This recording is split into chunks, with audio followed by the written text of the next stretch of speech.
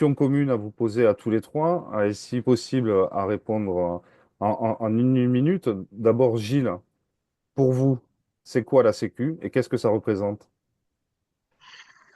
Alors le challenge est grand là, en une minute parler, enfin dire ce qu'est la Sécu.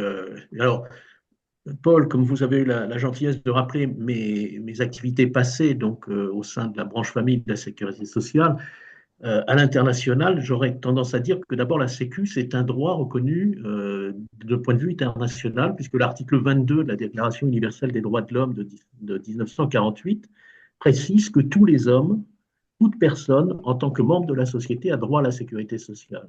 Donc c'est déjà une créance des hommes, des individus, des hommes et des femmes sur toutes les nations.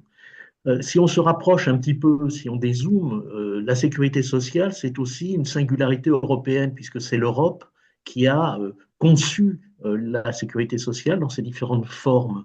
Et donc, je ne sais plus qui disait, l'Europe, c'est le libéralisme plus la sécurité sociale. Enfin, en ce qui nous concerne, notre pays, la sécurité sociale, la France, c'est un principe constitutionnel en quelque sorte.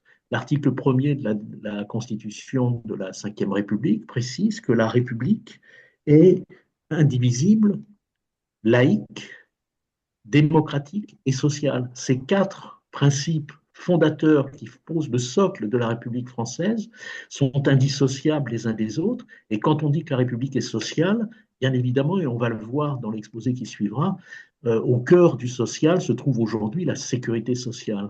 Et puis enfin, la sécurité sociale, puisque je n'ai qu'une minute pour en parler, la sécurité sociale, c'est quand même la concrétisation, la matérialisation d'un principe fondamental qui est celui de la solidarité. S'il n'y avait pas la sécurité sociale pour incarner la solidarité dans notre société, surtout aujourd'hui, et peut-être on en reparlera en guise de conclusion, alors qu'est-ce qu'il resterait de ce principe qui ne serait qu'éthéré?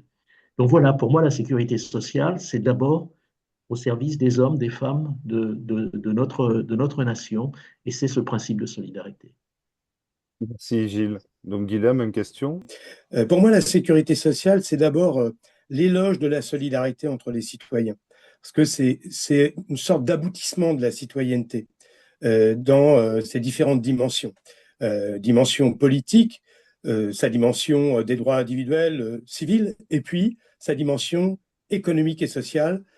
C'est vraiment ce qui a changé la vie de tout un peuple en lui garantissant de meilleures conditions d'existence, ce qui est une chose absolument irremplaçable.